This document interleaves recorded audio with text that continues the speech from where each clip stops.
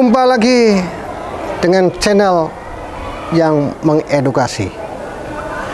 Para subscriber dan sahabat-sahabat edukasi saya, kita tempo lalu dihebohkan dengan perubahan kurikulum. Ada yang bilang ganti orang, ganti kurikulum, ganti koki, ganti menunya. Oleh sebab itu, kali ini boleh saya bincangkan mengapa terjadi perubahan kurikulum. Mengapa kurikulum itu harus berubah? Perubahan dan perkembangan yang terjadi dewasa ini begitu cepat, menuntut kita untuk selalu siap beradaptasi dengan perubahan-perubahan yang ada.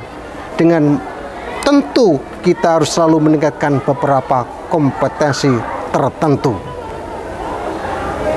Nah, proyeksi pendidikan ke 2030 yang dilakukan oleh EOCD, kompetensi tidak hanya fokus pada aspek kognitif, sikap, psikomotorik, tetapi juga pada value yang melengkapi kompetensi peserta didik.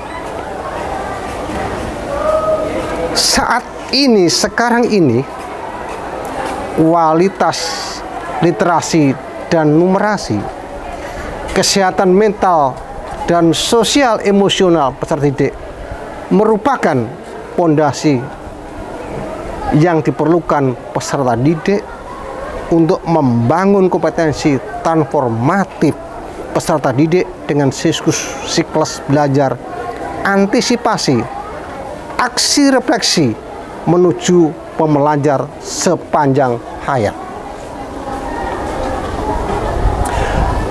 Beberapa alasan perubahan kurikulum.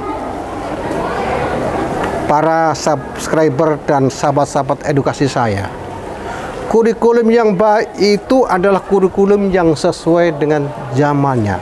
Jadi kalau dibilang kurikulum mana yang paling baik, semua baik di zamannya masing-masing. Karena kurikulum itu bersifat dinamis dan terus dikembangkan atau diadaptasi sesuai dengan konteks dan karakteristik peserta didiknya, demi untuk membangun kompetensi sesuai kebutuhan mereka sekarang dan masa akan datang.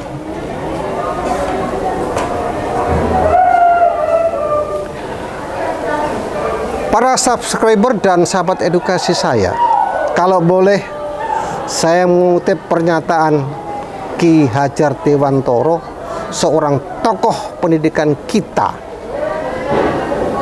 mengatakan bahwa memberi ilmu demi kecantikan hidup anak dalam usaha, mempersiapkannya untuk segala kepentingan manusia, baik dalam hidup masyarakat maupun hidup berbudaya dalam arti yang seluas-luasnya.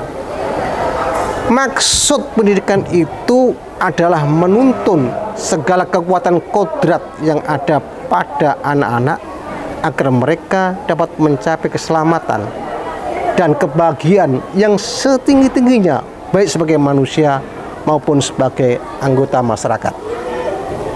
Nah, alasan perubahan kurikulum.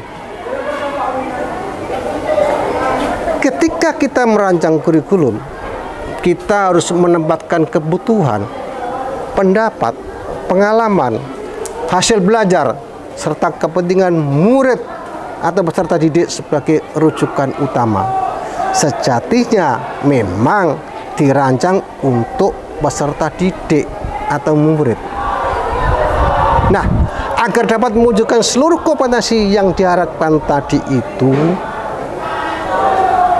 oleh kurikulum tadi itu, semua pihak harus berusaha untuk berkolaborasi. Misalnya, guru harus tetap memfasilitasi pembelajaran yang sesuai. Artinya, bukan terfokus pembelajaran pada guru, tapi fokus pembelajaran adalah pada peserta didik.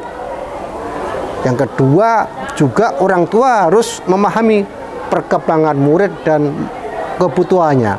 Jadi ada korelasi, ada saling mendukung antara guru dan orang tua.